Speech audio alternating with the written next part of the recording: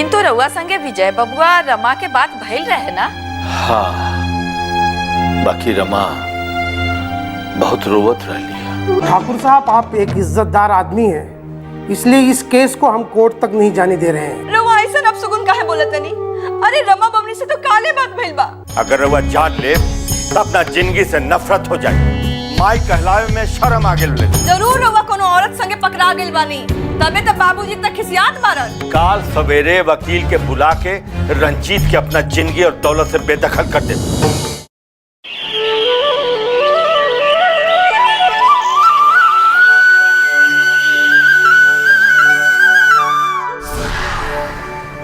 Hello, का number check करी?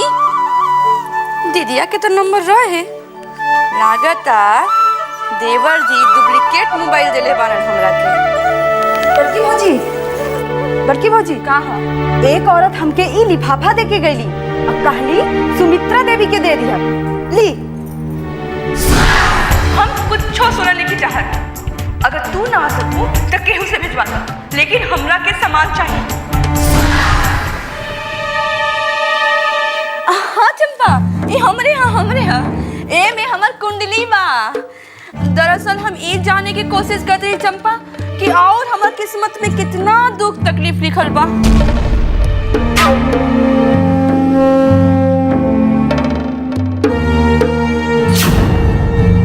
अरे चंपा, तू यहाँ काहे खड़ बारू? जा जा काम धंधा करा। हाँ जाता नहीं।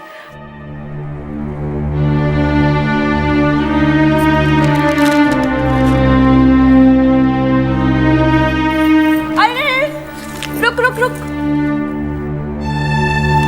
तनुजा, यह तहार नर्स दोस्त बारी ना? हाँ, का नाम बा तोहार? जी सुमन। सुमन, तहार दोस्त तो बड़ा अच्छा काम कैले बारी। हमार देवर जी के एकदम ठीक कर देले बारी। अब तो इनकरा के अपन घर लौटे के चाहिए ना, पर देखा ना जाए के नामे नहीं खिले। अब जाके तू इनकर बाबूजी से कह दिया कि पैसा ऐठल के धंधा बंद कर और अपन सुपुत्री की वजह से ले जा।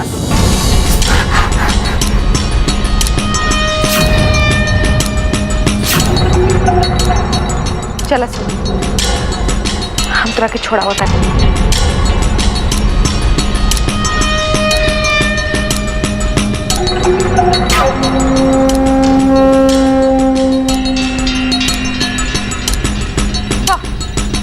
इतना अच्छा मौका हाथ में आई, ये तो हम कभी ना सोच सकीला। अब ये दवा हम मिला दे मछली के दवाई में और नाम हो जाए तनुजा के। अरे ओकर दोस्त सुमन नर्स दे बिया, ऐसा दवाई तो उहे दे सकेली ना। चला सुमनी, अब आपन मिशन में लागल जा।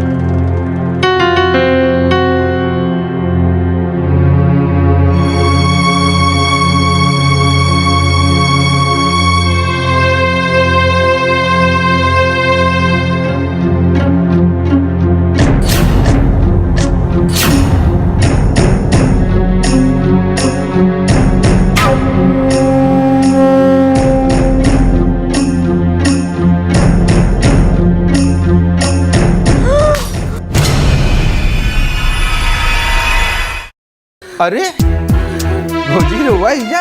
हाँ, हम तो मछली की तबीयत पूछे आ गई।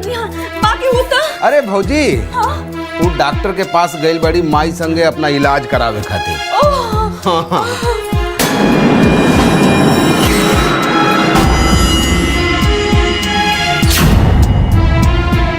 भौजी ये दवाई कैसे गिर गई? हाँ, हम जब आई है ना मंजरी की तबीयत पूछे तो लागत अचरा से लाके गिर गई ना। अब देखिए ना ये दवाई का छोरी छोरी गंदा गंदा चीज रोवा कहाँ छुआता नहीं। हम अभी चंपा से बोल के साफ करवा देते नहीं। चंपा पता ना दिन भर वो का करत रहले कि कमरा तक साफ ना करेले। चंपा चंपा ए भौजी। हाँ? अरे वो गई भी चाय लावे खातिर। ओह अच्छा अच्छा चलिए आज हम रवा साथे चाय पी लें। हाँ हाँ काहे ना, आए आए बैठिए साथे चाय पिए। आए बैठिए। ए भौजी संभाल के देखिए शीशा उसा गड़ जाए। बैठिए आई। ए चंपा अरे 2 कप लाई है भौजी ऐजे बाड़ी। का बात बा भौजी? कुछ सब ठीक बा ना? हाँ सब ठीक बा। कोनो खास बात बा का? ना देवर जी वो तो हम रवा से को बात करना चाहते नहीं। अरे तो बोली। लेकिन रवा के बुरा ना लगी। अरे का कहता नहीं रवा काहे बुरा लगे? देखिए ना देवर जी एक मछली ना आजकल कुछ ज्यादा ही दिमाग चलावे लगल बारी। का हो गई? अब बताएं पहला बार माँ बन जाती है और ऊपर से इतना सोच विचार करे लागल हर बात पे तो बुरा कितना असर पड़ी बच्चा पे। और डॉक्टर ने कहली है ना कि देखिए ज्यादा सोच विचार मत करी ना तो बच्चा पे बुरा असर पड़ी। बाकी वो तो आपन कटूस से बाल देखिए आवत कुछ समझाएं देवर जी। बात तो रहुआ ठीक है कहता नहीं भौजी। लाओ रखा। अरे ई का भइल? अभी तो हम ही कमरा साफ करके गए नहीं हो। अरे चल चल जा चटापटे मत बोला जाके झाड़ू पोछा लगा के सही से कमरा साफ करा। रख जा। जी भौजी। अच्छा देवर जी हम चलो तनी। अरे काहे भौजी चाय तो पी ली। ना हमरा एगो जरूरी काम याद आ गइल बा बहुत जरूरी बात बा। अरे भौजी लेकिन चाय आ गई। हम बाद में पी ली हम देवर जी रवा पी ली।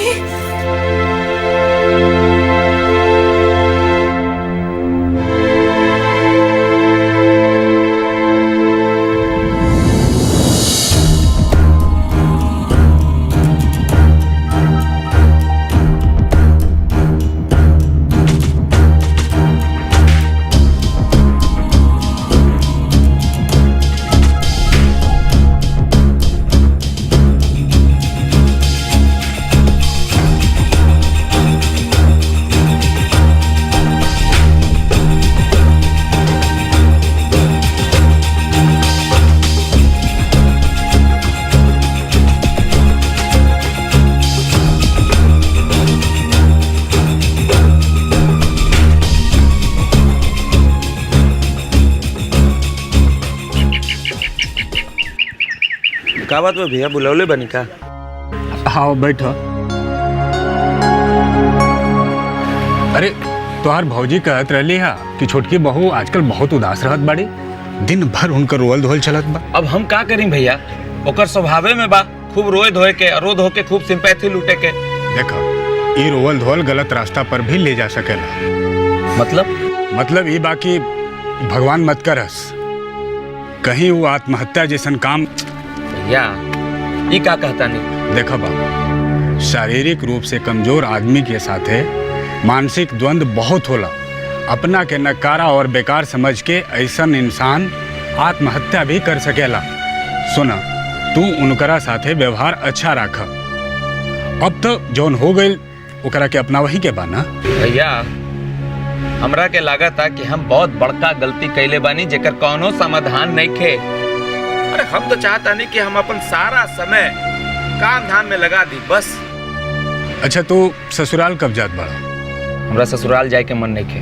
पागल मत बना। तू यही खातिर एगो अपाहिज लड़की से शादी कैला कि तुहार भविष्य संवर जाई तू करोड़ों के मालिक बन जाब। अब देखा घाट पर आयल नाव के डुबावा मत बाबू।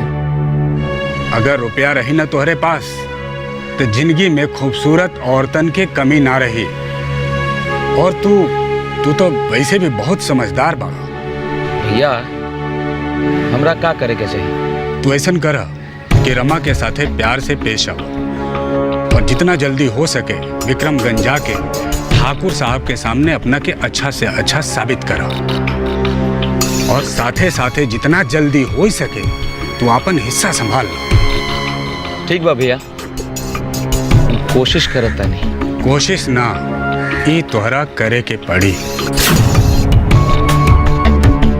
तू तो जानत बाड़ा कि हमार प्लास्टिक बैग के कारखाना भी नुकसान में चलत बा और तोहरा से हमके बहुत आसरा बा। अगर कहीं से तू थोड़ा बहुत फाइनेंस के जुगाड़ कर देता ना तो फिर से नया सिरा से हम काम शुरू कर देते।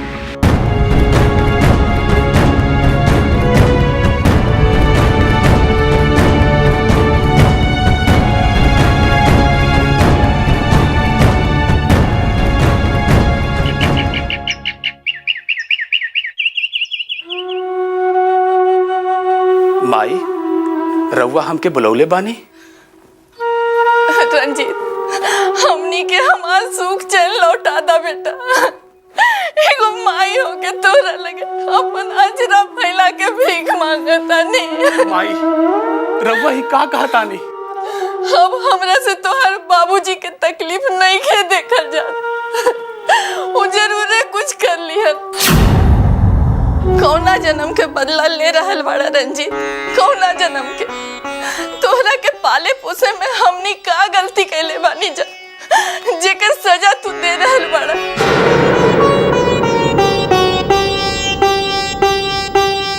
और कितना जलील करे बा बेटा, और कितना जन्म देवे वाला माई बाप से बढ़ एगो लड़की हो गई तोहरे खातिर। चुप हो जाए माई, चुप हो जाए। हमरा के माफ कर दे। माफी मांगबा अब फिर वही गलती करबा। हम कोशिश कर रहे बानी माई, हमके थोड़ा समय दे। ना, अब बहुत हो चुकल बा। अब तू टीटागढ़ चल जो और कुछ दिन खातिर मत लौटी। ठीक बा माई, बाबूजी से कह दिया हम कल ही रवाना हो जाए। ठीक बा। असुला रंजीत, दुल्हन के भी साथ लेके जा। माई, ये संभव नहीं के। ओकरे डर से चैन तलाशे खातिर हमार जिंदगी बर्बाद हो गई। फिर हमार जिंदगी नरक हो जाए माई। माई, कम से कम ओइजा जाके हमके चैन से रहे थे। बाकी रंजीत, तू कभी ई सोचला कि एगो औरत ऐसन हरकत काहे करेली?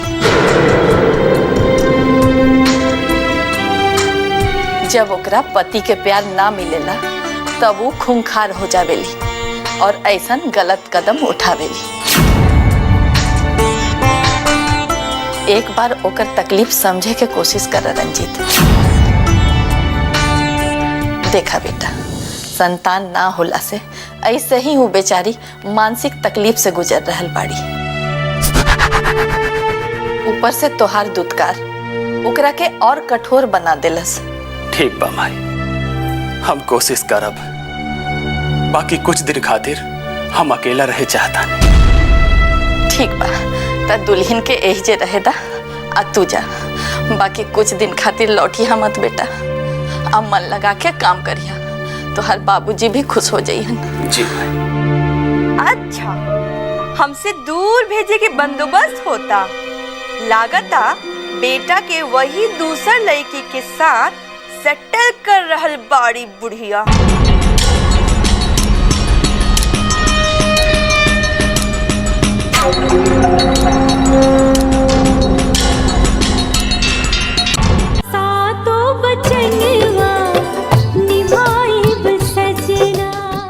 ठीक बा, हम जी चाहे मरी, आज के बाद रउआ हमार ख्याल ना करब। कोई कुछ गुनाह न करे, सब गलती हमरे बा। हम हाथ जोड़ के माफी मांगा तानी।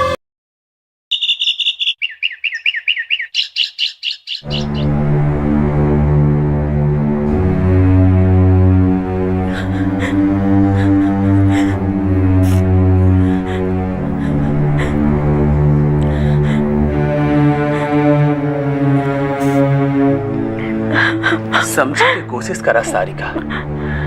हमार टीटागढ़ गइल बहुत जरूरी बा। तो फिर हमके भी साथ लेके चली, हम रउआ के बिना जिंदा ना बचब। बचपना छोड़ा, ये संभव नहीं खे। हम बाबूजी के का जवाब देब? कल से बाबूजी एकदम चुप हो गए बाड़ा, और उनकर ही चुप्पी आवे वाला तूफान के कौनो संदेशा अब हम बाबूजी के और जलील ना कर सकीले। हमरा वजह से उनकर माथा शर्म से झुक गइल बा। इतने प्यार बा बाबूजी खातिर, तो हमके तबाह करे के का जरूरत रहे?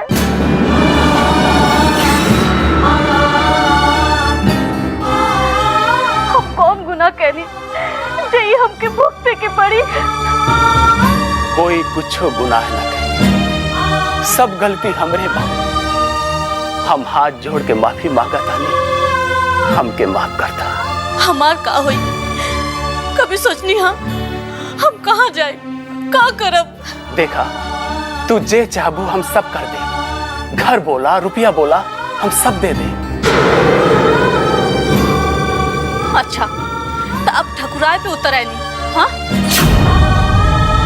जैसे हमार बाबूजी हमार माई के छोड़ के चल गए नी, वैसे रउआ भागे के चाहता नहीं। तो हमार माई कमजोर रहली, हम कमजोर ना है। हम ये अन्याय कबो बर्दाश्त ना कर सकब।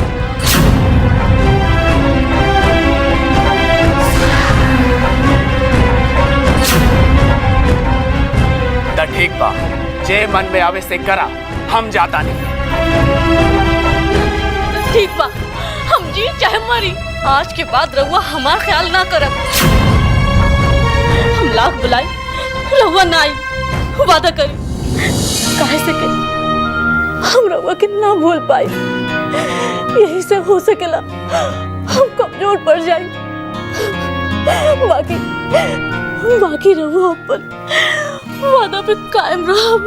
ठीक बा, हम कोशिश करब।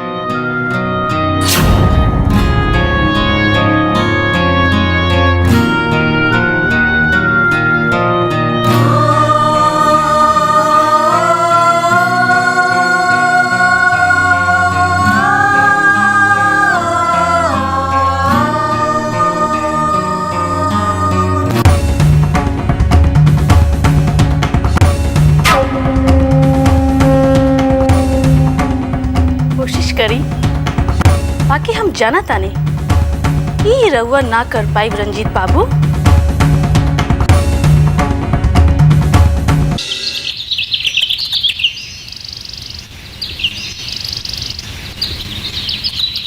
देखी ना, सब दवा खत्म हो गई हमार। अरे संजीत, तू भी यही जे बाड़ा? अच्छा सुना दुल्हन, हम सोचतानी कि अगला महीना तोहर गोद भराई के रस्म पूरा कर दिहल जाओ। बाकी तोहर नैहर में कैसे होला ये हमके नहीं खे मालूम। ऐसन करा दुल्हन, तू अपन भौजी से पूछ के हमके बता दा, आना तो कुछ दिन खातिर भौजी के एहजे बुला ला, गोद भराई के बाद चल जाई। ठीक बा माँ जी, हम कह दे। बाकी हमके बुझाता कि भौजी ना आ सकी हैं, काहे से कि बाबूजी की तबीयत ठीक नहीं खे, अब भतीजा के परीक्षा चल रहल बा। अच्छा अच्छा, तो हमनी के जैसन होला वैसे ही कर दिहल जाई। ठीक बा माँ जी, जैसन राउर मर्जी। माई, जब तक राजी के डिलीवरी नहीं हो जात, तब तक हम चाहता नहीं कि वो नैहरे में रहस। कल तक तो रउआ इहाँ रहे खातिर कहत रहनी, तो अब ऐसा का बात भइल कि रउआ भेजे खातिर कहत तानी? देखा राजी, इस समय में तोहर मायके में ही रहल ठीक बा। काहे से कि कहीं कुछ अगर ऊंच नीच हो गई तो तोहर बाबूजी, भाई और भौजाई यही कहियन ना कि हमने तुन्ही के ठीक से देखभाल न की कहले। ना ना, हम कहीं ना जाओ। चंपा भी तो हमार ख्याल रख रहल बानी, अब माँ जी भी तो बानी, है ना माँ जी? हाँ हाँ दुल्हन, काहे ना, यही जे रहबू।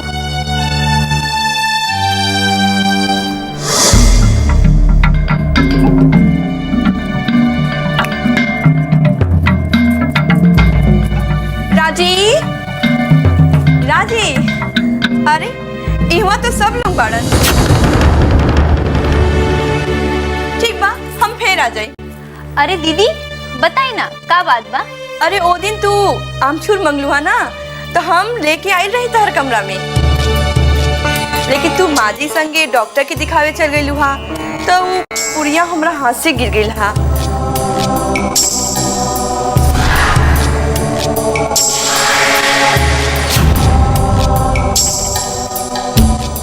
है ना देवर जी? हाँ हाँ हाँ ला, हम तारा खाती आमचूर लाइल बानी। अच्छा तनी देखी दुल्हन।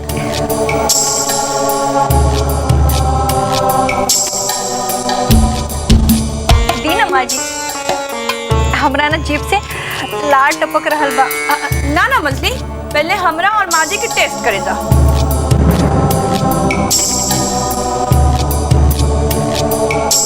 ना तो तू कहबू कि दीदी हमके जानबूझ के जहर खिला देली।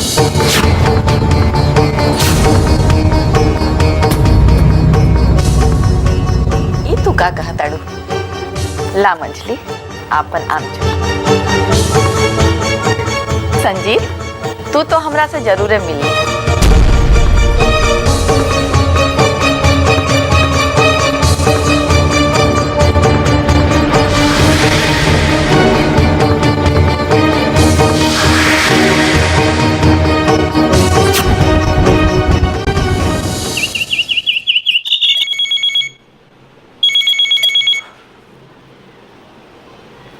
हाँ हेलो, क्या बोला था?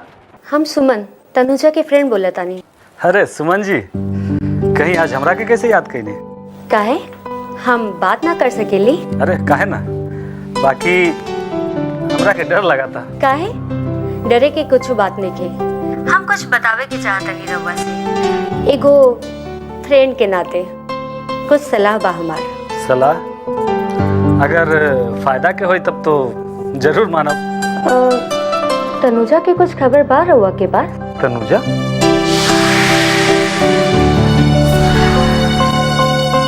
का बात बा? रउआ चुप काहे हो गई नी? रउआ के पास कुछ अगर नया ताजा खबर बा तो सुनाई। लगातार रउआ नाराज बनी तनुजा पर। अरे हम काहे के नाराज हो जाए, हमरा का हक बात तनुजा पर। ये देखिए, ये तो नाराजगी के बातें ना हा, हक हा, तब ना रउआ ये बात कह रहल बानी। देखिए, ये तो नाराजगी के बातें ना हा, हक हा, तब ना रउआ ये बात कह रहल बानी। का रउआ तनुजा से मिल चुकल बानी? कल ही। का हमरो बारे में कुछ कहत रहली? ना, हाँ मने हमके लगता कि घर वालन पर और रउआ पर तनुजा के कुछ नाराजगी भर गइल बा। हमरा पर तो नाराजगी समझ में आवता, बाकी घर वालन पर कैसे? पता ना, शायद वो घर लौटे के नहीं खे चाहत। अरे कोई नया बात थोड़े। और वैसे भी ठाकुर साहब के दोनों बहू हमरा वही दिन कह देले रहे कि विक्रम बाबू अब ठीक हो गए ना, तनुजा जब चाहे घर जा सकेले। बाकी शायद दौलत के मोह और कोनो और चीज के आकर्षण उनका के वहाँ रोक के रख ले बा। हमरा ऐसा कुछ नहीं खे लगता, कारण जरूर कुछ और बा। हमरा रवा से एगो रिक्वेस्ट बा, रवा एक बार तनुजा से जरूर मिली। देखिए अब हमरा के कोई इच्छा ना रहा, और वैसे अभी छुट्टी भी ना मिली, तो रवा फोन पर ही बात कर ली ना। ठीक बा। राज बाबू, तनुजा के समझे के कोशिश करी, बेचारी अकेली पड़ गई बिया। तनुजा के राउर सपोर्ट चाहिए। शायद ना, फिर भी रवा कहता नहीं तो हम फोन कर ले। अच्छा अब हम रख रहल बानी।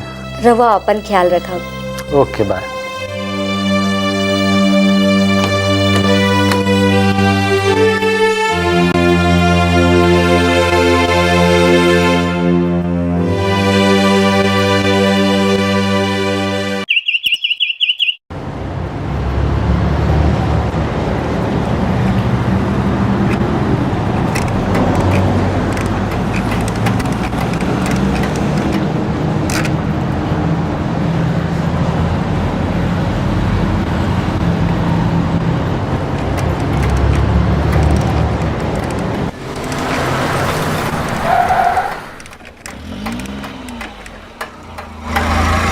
अरे शंकर, अरे संजीत बाबू प्रणाम। रहुआ आइजा कैसे? अरे आयल रही हूँ जमीन देखे खातिर। अच्छा अच्छा। वो तो पसंद ना भाई, लेकिन वो काम हो गई बा। अच्छा वो का? अरे वो बच्चू पांडे के जो फैक्ट्रिया बंद रहे ना, ओकरा पे ताला लगल बा, लगता बेचाए वाला बा। हाँ, वो बच्चू पांडे अपना बहन के मर्डर के मामला में जब से जेल गई बा तब से वो फैक्ट्री बंद बा। ओकरा पर बहुत टैक्स चढ़ल बा, शायद यही से। शंकर, ये फैक्ट्री हम खरीदल चाहता नहीं, पता करो कितना दाम बा। कि संजीत बाबू ये तो घाटा के सौदा बा। एक तो इतना भारी टैक्स, ऊपर से वो फैक्ट्री के सारा मशीन पुराना खंजर हो गई बा, इनमें तो बहुत घाटा हो गया। शंकर, तारा के जितना कहल जाता उतने करो। बाकी बात रहल घाटा के, तो ई घाटा के हम फायदा में बदल हम। बाकी जानबूझ के तो हम ऐसा न कर सकिले संजीत बाबू। ठाकुर साहब हमार अन्नदाता है, ये तो सरासर गद्दारी हो जाए। माई से मौसी के दर्द ज्यादा होता है। बाबूजी हमारा और उनका मनावल हमार काम बा। बस तू उतने करा जितना तोरा के कहल जाता, बुझाई?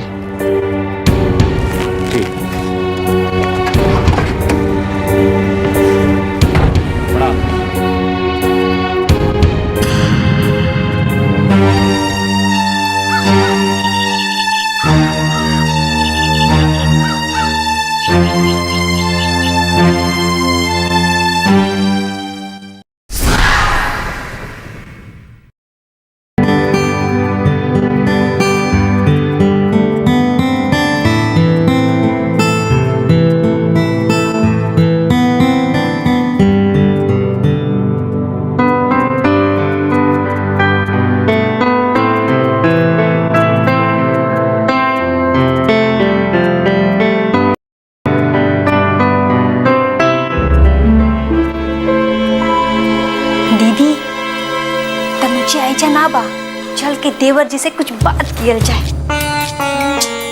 बाकी वो तो कुछ लिख रहल बा। लिख ना रहल बा दीदी, फोटो बना रहल बा।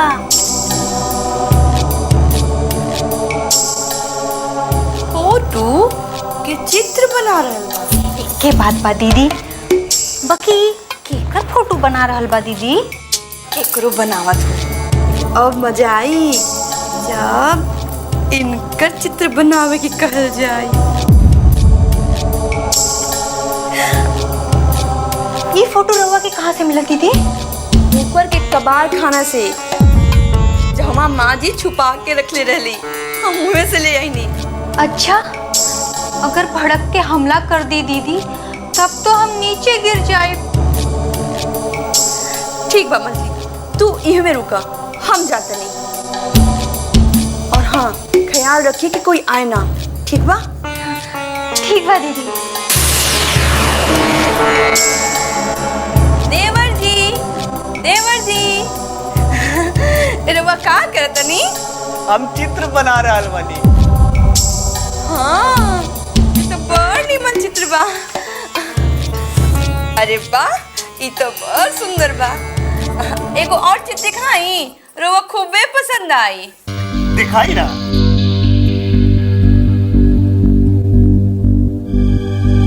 ये देखी।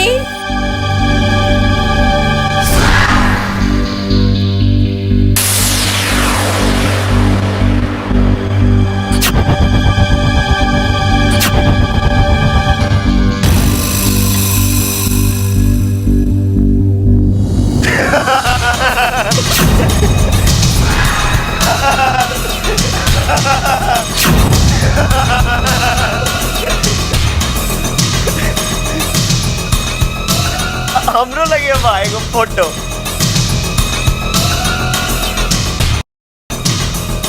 देखी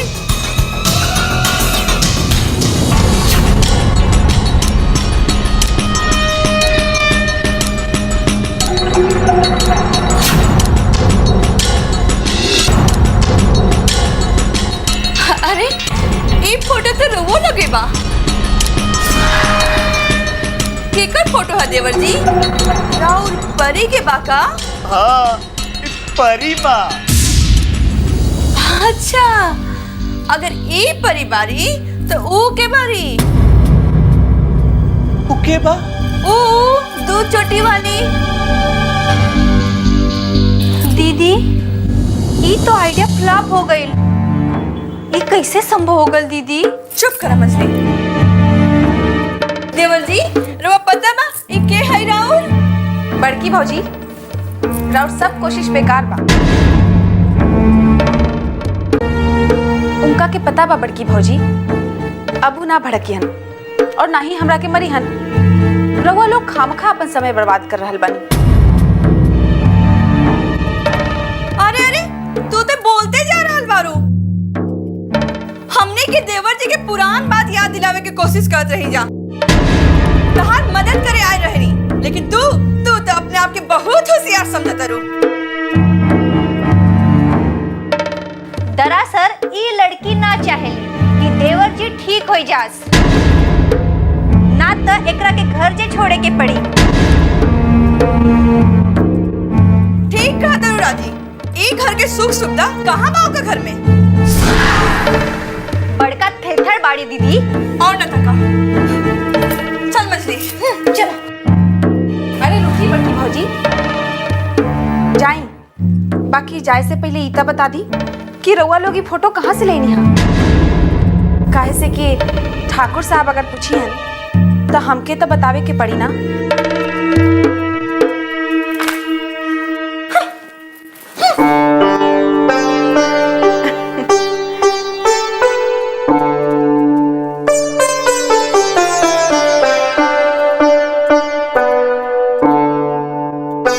का बना तनी रउआ? चित्र बनावा तनी।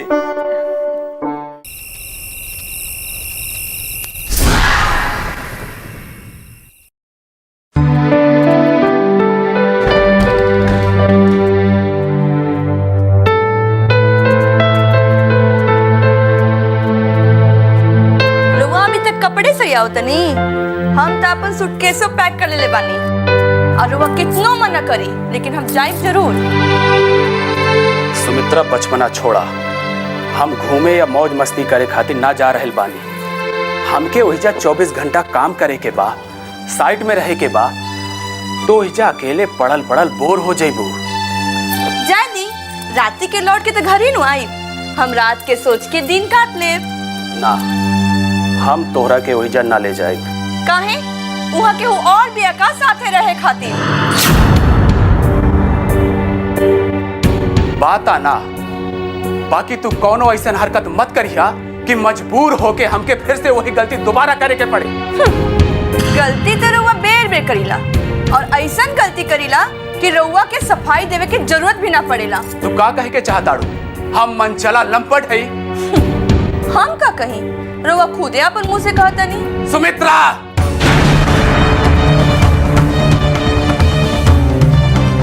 रंजीत, इला बेटा, इमे थोड़ा ठेकुआ बा, आई दोसर का में थोड़ा नीमकी, थोड़ा काजू किशमिश भी डाल देले बानी। ठीक से खइहा। और वही जा रामधनी बाड़न, वो खाना अच्छा बनावेलन, तोहरा वही जा कोनो चीज के दिक्कत ना होगी। माँ जी, ई कुल ना देके रउआ तो अपन बेटा से ई कहे के चाहत रहे कि बेटा बहू के साथे ले जा, तार ख्याल रखी। लेकिन रउआ तो रामधनी के हमरा से ज्यादा अहमियत दे रहल बानी। दुल्हन, पहले रंजीत के जाके वही जा घर तो बसावे दा, फिर हम खुद ही ले चलब तोहरा। काहे कि बिन घर नहीं घर भूत के डेरा, जरूर जइहा घर बसावे दुल्हन। बेटा रंजीत, बाबूजी के तबीयत कुछ ठीक नहीं है, जाके मिल ला। माई वो रंजीत, सुबह के भूलल अगर सांझ खानी घर लौटावे तो ओकरा भूलल ना कहल जाला बेटा, सयाना कहल जाला, धूर्त कहल जाला। दुल्हन, ई का कह रहल बाड़ू? तनी पति के इज्जत कैल सीखा। पति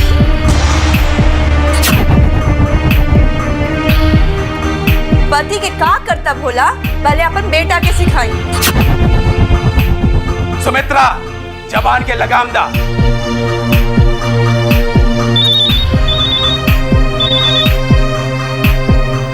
केकर नंबर? तनी देखा तो सही। हेलो। हेलो, हम रंजीत सिंह से बात करे के चाहता नहीं। जी हम बोल रहे बानी, बताएं। हम जेपी हॉस्पिटल से बोल रहे बानी। अभी अब एक सुसाइड केस आयल बा और उनकर मोबाइल में रवा के नंबर मिलल बा। यही से का नाम बा? सारिका शर्मा।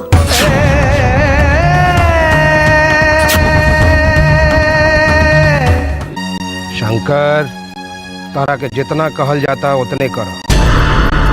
बाकी बात रहल घाटा के, तो ई घाटा के हम फायदा में बदला। अरे ओ दिन तू आमचूर मंगलुआ ना, तो हम लेके आई रही तहर कमरा में। जब तक राजी के डिलीवरी नहीं हो जात तब तक हम चाहता नहीं कि वो नैहरे में रहस। हमरा पर तो नाराजगी समझ में आवत, बाकी घर वालन पर कैसे?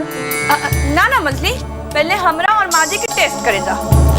दरअसल ये लड़की ना चाहेली कि देवर जी ठीक हो जास। ओ तू के चित्र बना रहे। बाकी तू कौनो ऐसा हरकत मत करिया कि मजबूर होके हमके फिर से वही गलती दोबारा करे के पड़े। अभी अब एक सुसाइड केस आयल बा और उनकर मोबाइल में रवा के नंबर मिलल बा। यही से का नाम बा? सारिका शर्मा। का भेल बेटा? का बात बा? देखी ना माजी, कैसे तमतमा के भागल रहे फोन पे।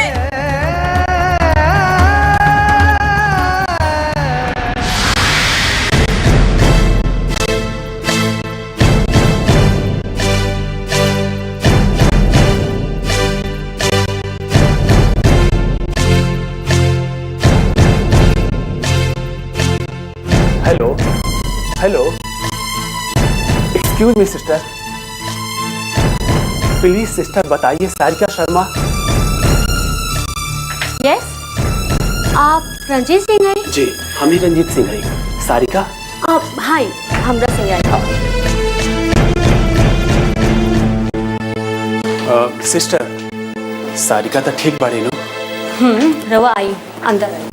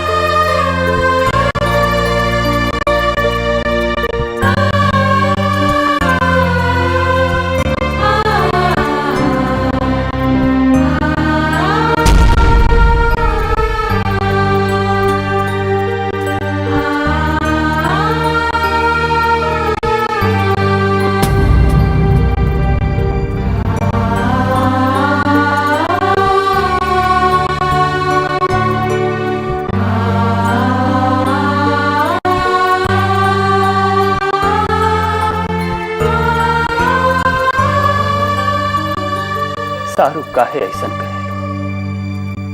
बोला। रउआ काहे यहाँ आ गए नहीं? हम क्रिया खिया के भेजनी वो दिन, बाकी रउआ हमारा वादा तोड़ देने। चुप हो जा शाहरुख, चुप हो जा।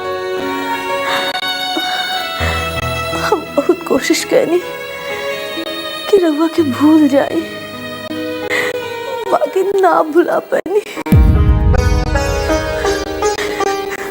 रउआ के बिना हम ना जी सकब। ये खातिर खुद रास्ता से अपना के हटावे की कोशिश करनी।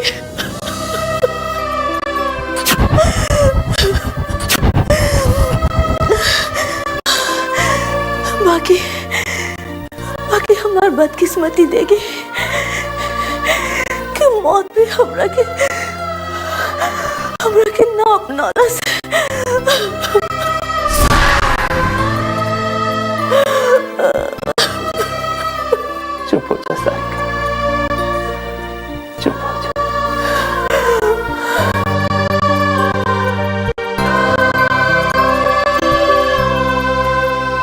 मिस्टर सिंह, पेशेंट से ज्यादा बात मत करी, उनका क्या आराम करे थे।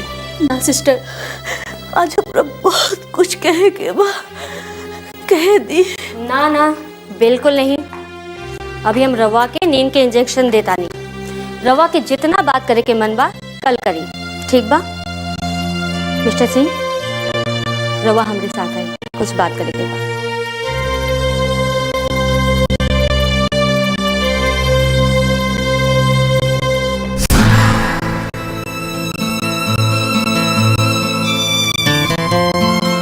छोड़ दो, ज्यादा हमरा के, हम कल फिर आए।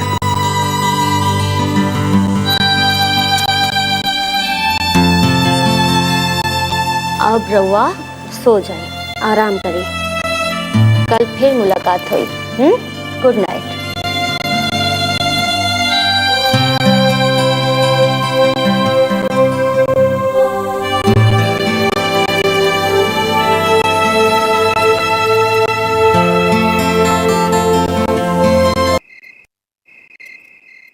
देखली ना माँ जी, एक के फोन पे ऐसा तमतम आगे भागिले, हम नहीं जानत के कर फोन आई बा, ऐसा भागिले जैसे पुलिस उनका पीछा कर दिया। ये एक पुलिस केस पा, रवा जाना था नहीं। अब तक पुलिस में खबर ना भेजल गई। हाँ, बाकी पेशेंट जब जिंदा बा तक आप पुलिस के खबर करल जरूरी रहे। जरूरी बा। डॉक्टर विश्वनाथ तिवारी हमरा के फोन करे की कहले रही, बाकी हम फोन ई खातिर ना केली कि राउर के नाम जुड़ल बा और राउर एक इज्जतदार घर के लड़का है और ठाकुर सूर्य प्रताप सिंह के ना जानेला।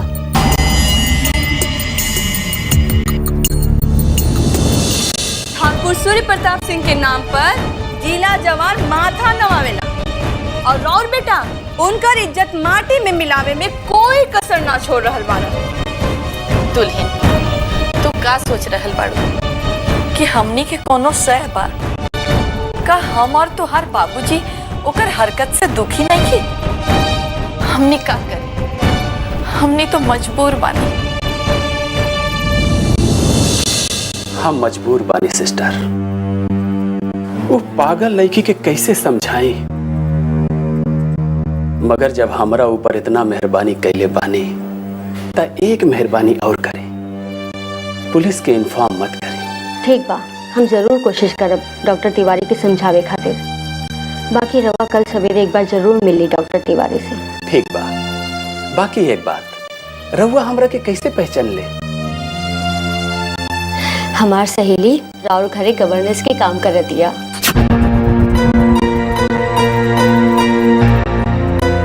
कौन? तनुजा जी। ताका हमनी के हवेली में जी कई बेर जा चुकल बने।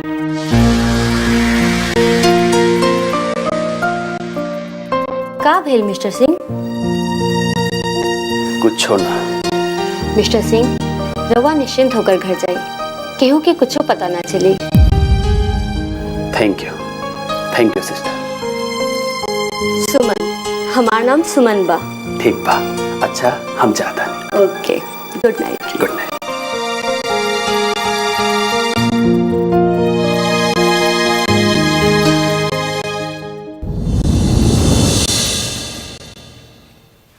हम कुछ समझ ना पाऊनी कि अचानक केकर फोन आइलस कि रंजीत बात करके एकदम से उतावला होके निकल गइलस।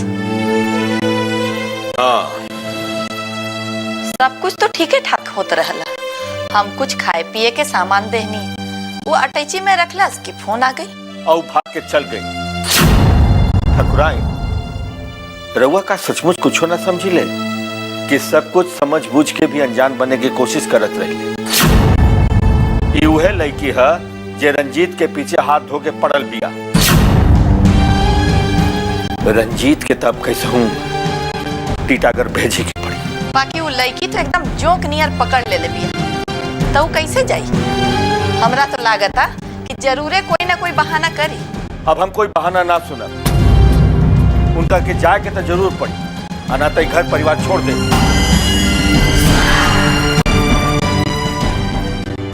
अच्छा रउआ पहले अस्थिर होके सुनी ना कि ऊ का कहल चाहता, फिर रउआ फैसला ले।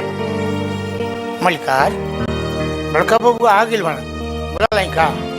हाँ फिर ठीक बा। ठकुराइन जी रउआ ई कमरा से बाहर जाए। बाकी रउआ सुनी ना जी।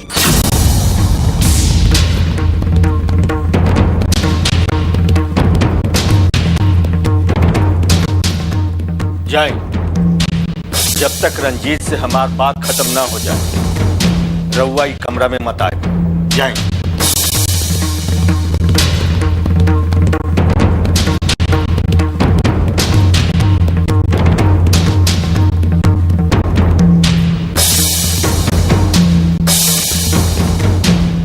बाबूजी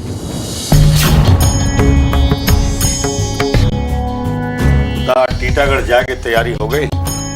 जी बाबूजी। कब जा रहल बा? जी परसों। कल काहे ना? हम पूछा तानी कल काहे ना? बाबूजी हमारे एक दोस्त के एक्सीडेंट हो गए बा, ओकर कंडीशन थोड़ा स्थिर हो जाए तब हम निकल जाए। वो दोस्त कहीं हुए लड़की तो ना हा? बाबूजी हम कोशिश कर रहे बानी, रघुआ हमार मदद करी। इतना पुराना रिश्ता आसानी से न छूटल बाबूजी। रघुआ एक बाप बन के ना दोस्त बन के सोची बाबूजी, दोस्त बन के सोची।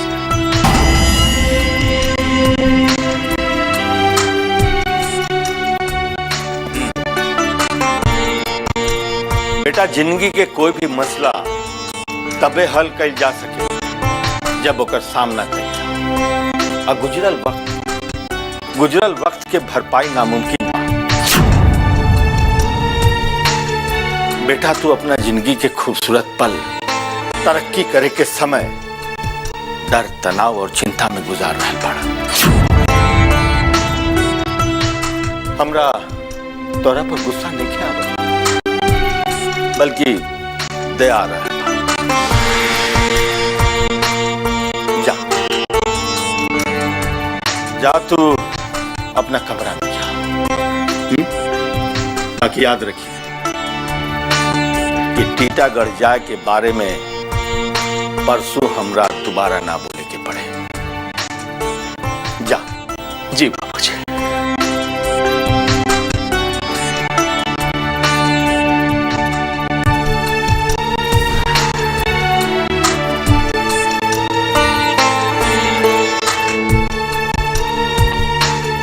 वो इंसान के वक्त अपना पैर से रौंद देवेला जे इंसान वक्त के कदर ना करे।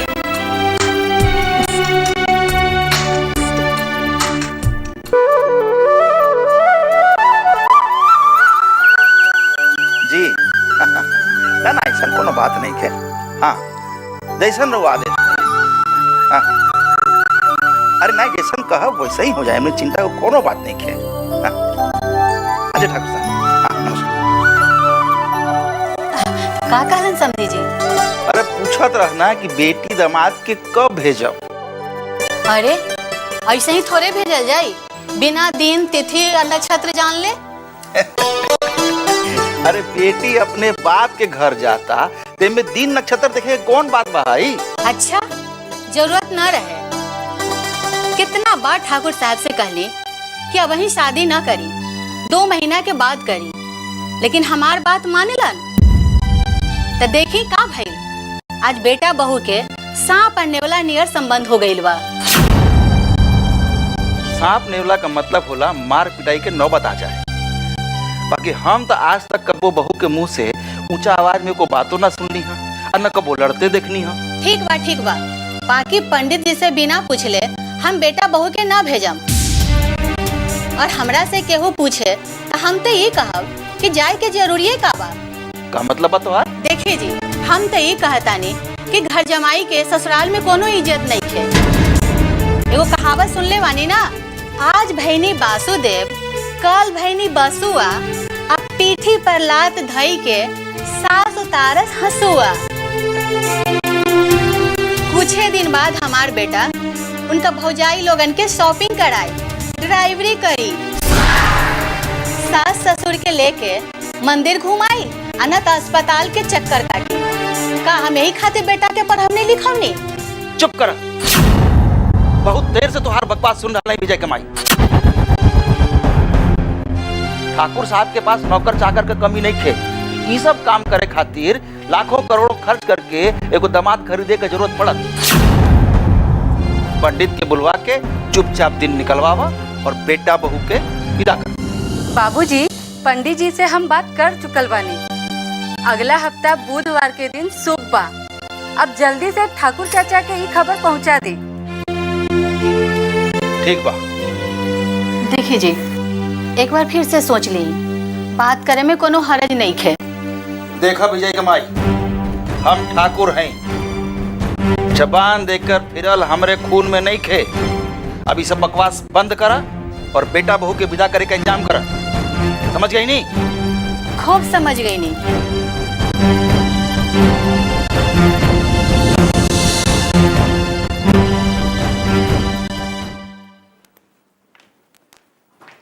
Good morning Sarika. Good morning sister. अब तबीयत कैसन बा? बिल्कुल ठीक बा।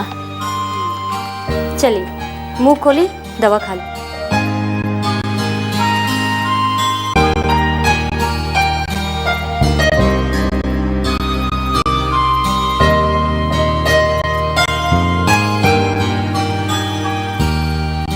एगो बात पूछी, ठीक ठीक जवाब देबू? हाँ पूछी। ऐसन खतरनाक कदम उठावे के कौन जरूरत पड़ गई? खतरनाक कहाँ, हम तो बिल्कुल ठीक बानी। और थोड़ा टिक 20 खा लेला पर जान जावे के खतरा हो जाए। यही से ता हम तनी सिखा ले ली ताकि मर ना जाए। मतलब देखे के रहे कि रंजीत बाबू हमरा से कितना प्यार करेलन। हमरा खातिर वो अपन बाहर गई कैंसिल करा ताने की ना। एकर मतलब जिंदगी की परेशानी के कारण ना, किसी के वफादारी जांचे खातिर रवा ये नाटक रचौले बानी। हाँ यो कह सकता नहीं रहुआ। ताजुबा, एगो बात बता देता नहीं, ऐसन खतरनाक खेल फिर मत रचिहा। काहे कि एक बार तो रंजीत बाबू के खातिर हम पुलिस में खबर ना केनी, अगला बेर ना बचबू। सुनिए सिस्टर, रहुआ रंजीत बाबू के जाने लिखा ना?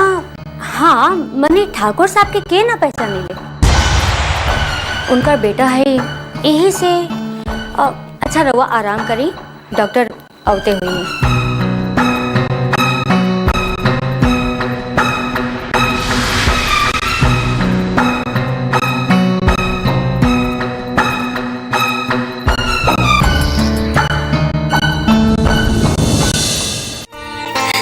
शादी के 1 महीना बीतला के बाद भी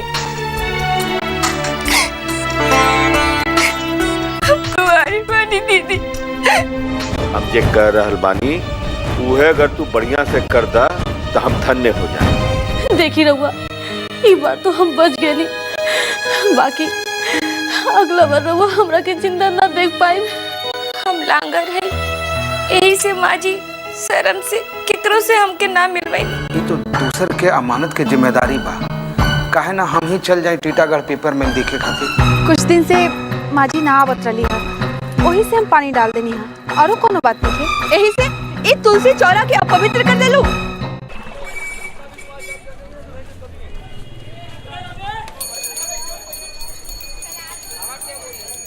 सारा मजदूरन के नाम पता लेबर डिपार्टमेंट में भिजवा दा। अरे शंकर, आवा आवा, का समाचार बा? जी ठीक बा। काम धाम कैसन चला था? जी मिल के भी काम ठीक चला था। 200 क्विंटल माल सप्लाई हो चुकल बा और आगे हफ्ता 10 दिन में बाकी के माल सप्लाई हो जाए। अरे वाह, ये तो बहुत बढ़िया खबर बा। का कुछ बोलल चाहता रहा? जी हाँ बोला बोला। जी बच्चू पांडे जेल में बा। हाँ। बब्बन के मर्डर के केस चला था जी, वो मामला में ओकरा फांसी भी हो सकेला। बब्बन खत्म हो गई? जी ऐसा आदमी के इसने नतीजा होला। जी वो तो ठीक बा, बाकी वो का बाकी जी बच्चू पांडे के मिल बंद हो गई बा। का रउआ वो मिल खरीदे के चाहता नहीं? ना ऐसा तो कोनो विचार नहीं किया। वैसे तो कहबा था हम सोच सकीले। हाँ शंकर बोला ना, बोलत काहे नहीं का? अरे काले ना तू कहत रहा कि मील बिका रहल बा, बाबूजी से बात करे के बा है? बोला बाबूजी हम सोचता नहीं कि वो मील हम खरीद दी, रउआ का कहता नहीं? अब शंकर अगर संभाल सकस तो ठीक बा।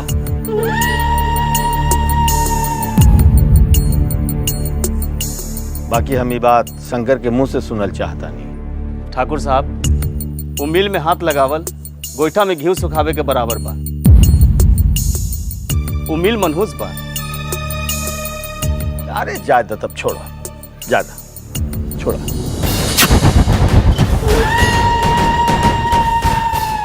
ना ना ना ना, हम कुछ ना सुना, मैं कुछ ना माना ना। हमार बात मान ला सारू। ना हम रहुआ के टीटागढ़ ना जाए दे। देखी रहुआ ये बार तो हम बच गए नहीं, बाकी अगला बार रहुआ हमरा के जिंदा ना देख पाए। बाकी सारिका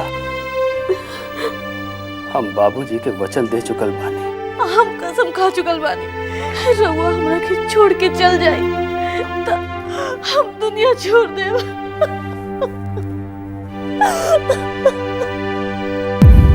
कितना नाटक कर रहल बिया ई लड़की। रंजीत बाबू भी एकर झांसा में आ गई।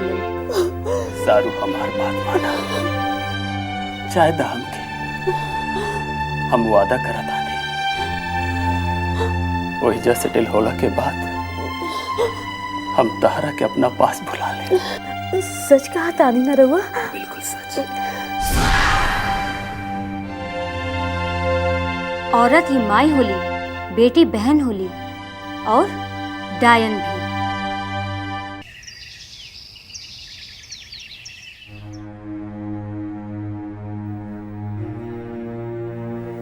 बाबूजी रउआ हमरा के बुलैले बानी? हाँ अब बैठ। ठकुराइन अगला बुधवार के रमा बेटी के लेके विजय आ रहे बड़ा। अब देखा अभी तोहनी के का करे के बाद तू लोग सब समझ ला। अब हमरा ई परिवार के पछड़ा से छोड़ो। बाबूजी रउआ निश्चिंत रहे, हम और माई मिलके जे कुछ भी करे के बा हमनी कर ले। ठीक बा। ठकुराइन रमा के आग गिला के बाद हमरो कुछ शांति चाहिए। कुछ दिन खातिर हम हरिद्वार जाल चाहता नहीं। मन बड़ा उचाट हो गई। बाकी जब तक ले रंजीत के टीटागढ़ ना भेज दिया जाए तब तक रउआ कहीं जाए के नाम ना ले।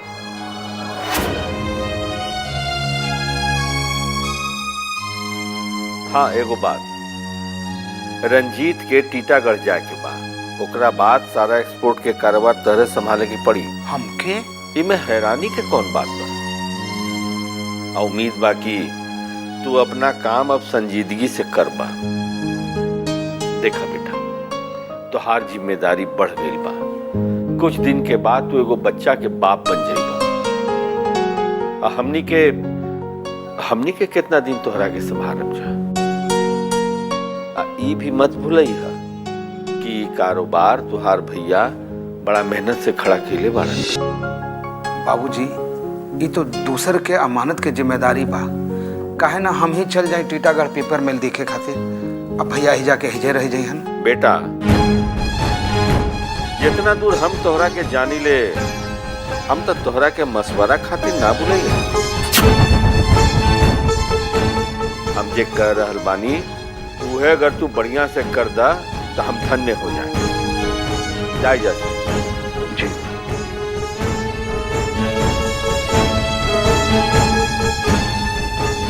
आजकल रउआ एकदम कठोर हो गई बानी।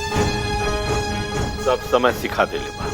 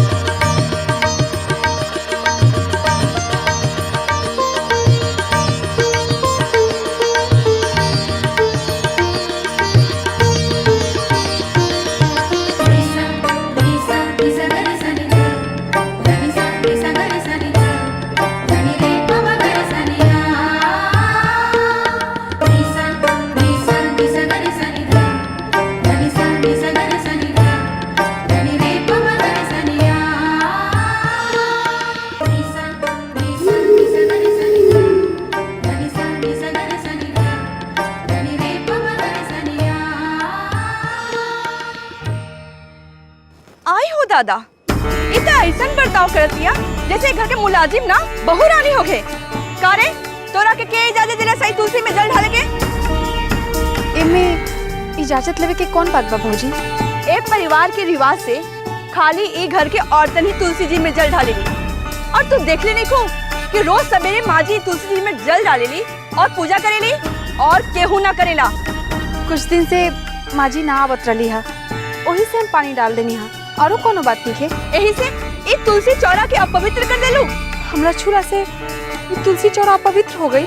और न तका अब तो एकरा के गंगा जल से धोए के पड़ी और गोबर से लिपे के पड़ी। बस बहुत हो गई। रउआ लोग इंसान के इंसान ना समझी ले। का हम अछूत पानी? तबे ता माँ जी यहाँ आवे से परहेज करत तारी। कुछ न कुछ तो बात जरूर बा।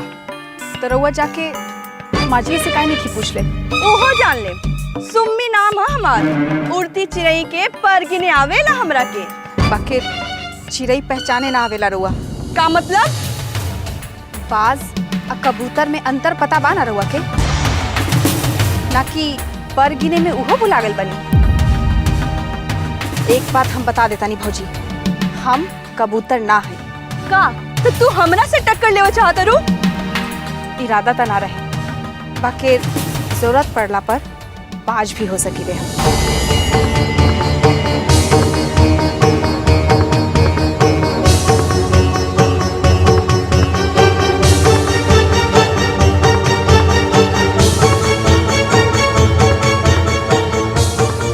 अरे बाज के परों काटे अवेला हमरा। बस एक बार मौका तो मिले था।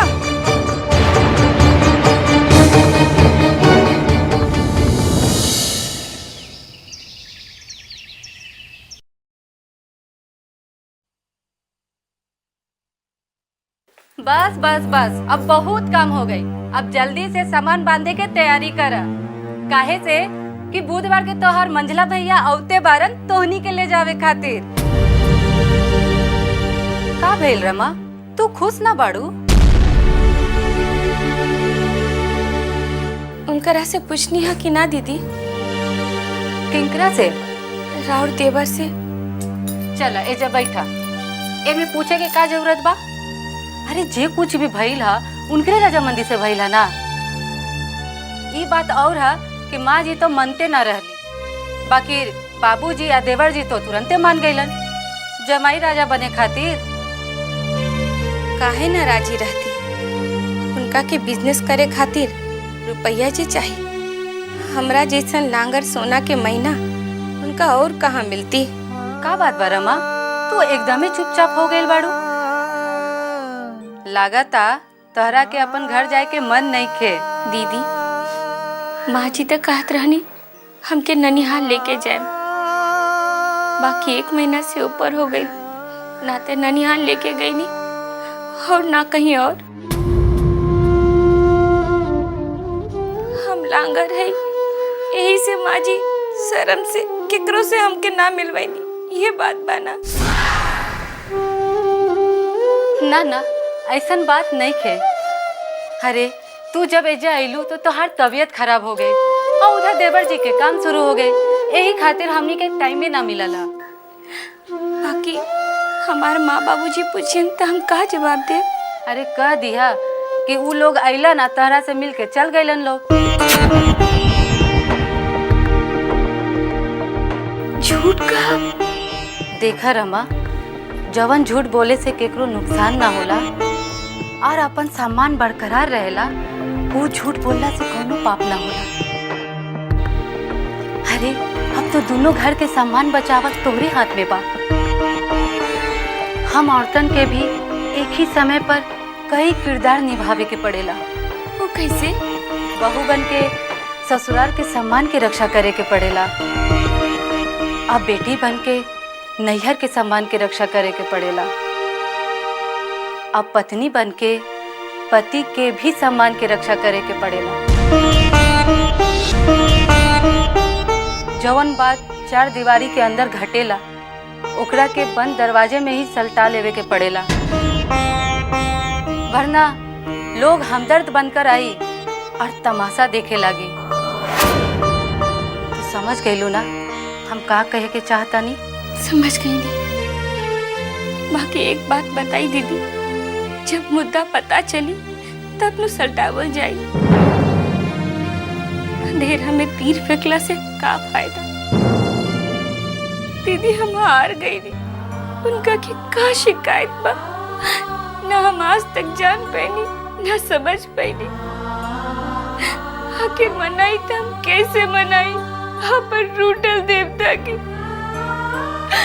रुए बताई दीदी।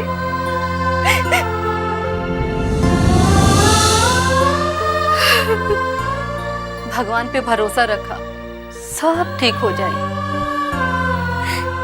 जब दिन के शुरुआत में बादल घिर जाए तो दिन कैसे बीती पता चल जाला दीदी। शादी के 1 महीना बीतला के बाद भी हम कुंवारी बनी दीदी।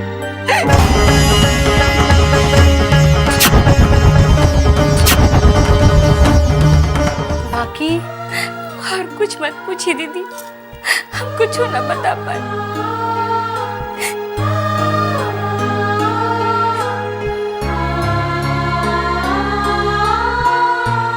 रमा, ये बात केहू से मत बोलिया बहन। ये तो केहू से कहे वाला बात नानू है दीदी। हाँ, लोग तो औरतनी के दोषी ठहरावेला। रमा, तू आराम करा, हम देवर जी से बात करब।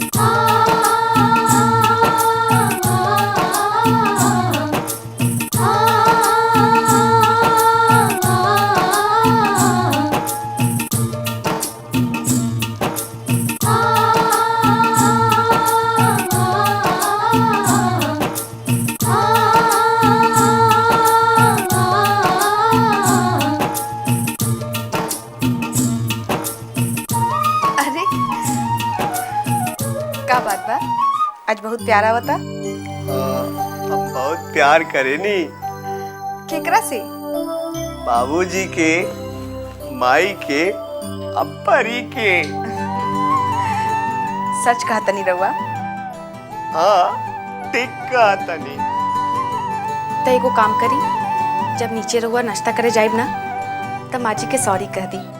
सॉरी कहा? माई से? हाँ, काहे कि वो दिन रउआ माँ जी के डांट देले रहनी ना। हम डांट देनी? हाँ, याद करी।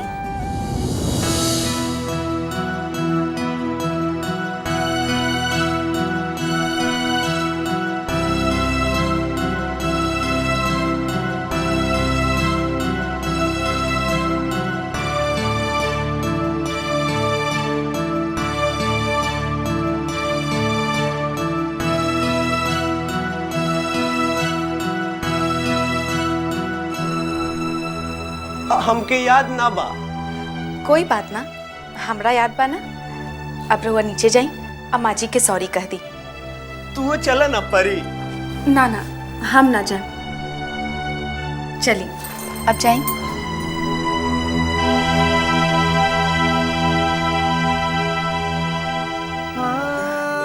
माई सोचा तारी कि हम उनकर बेटा के छीना तानी, बाकी आज सब लोग के पता चल जाई कि सच्चाई का बा।